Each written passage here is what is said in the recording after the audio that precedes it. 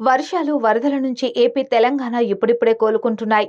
వరదల వల్ల భారీగా నష్టపోయిన రెండు రాష్ట్రాలను ఆదుకునేందుకు అనేక మంది ముఖ్యమంత్రుల సహాయ నిధులకు విరాళాలను అందజేస్తున్నారు.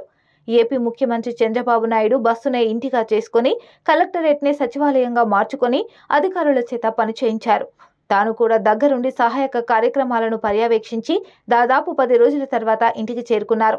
వాయువ్య బంగాళాఖాతంలో ఏర్పడిన వాయుగుండం కూడా తీరం దాటిందే. ఏపీ, ఒడిశాలపై దీని ప్రభావం ఉంటుందని వాతావరణ శాఖ వెల్లడించింది. ప్రధానంగా శ్రీకాకుళం, విజయనగరం, విశాఖపట్నం ఉమ్మడి జిల్లాలను హెచ్చరించింది.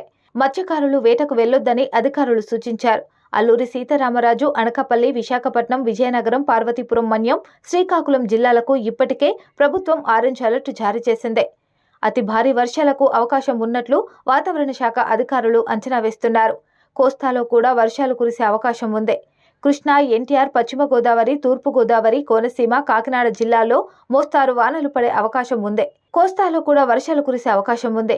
కృష్ణా, ఎన్టీఆర్, పశ్చిమ గోదావరి, తూర్పు గోదావరి, కోనసీమ, కాకినాడ జిల్లాల్లో మోస్తారు వానలు పడే అవకాశం ఉంది. ఇక్కడ ఇప్పటికే ఎల్లో అలర్ట్ జారీ చేశారు. నైరుతి నుంచి గంటకు 30 కిలోమీటర్ల వేగంతో గాలులు వీస్తున్నాయి.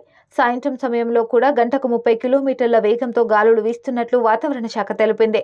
విశాఖపట్నం తుఫాను హెచ్చరికల కేంద్రం అంచనా ప్రకారం తక్కువ సమయంలో అధిక వర్షపాతం నమోదవడానికి అవకాశం ఉంది. ఇప్పటికే ఆయా ప్రాంతాల్లో అధికారులను అప్రమత్తం చేశారు.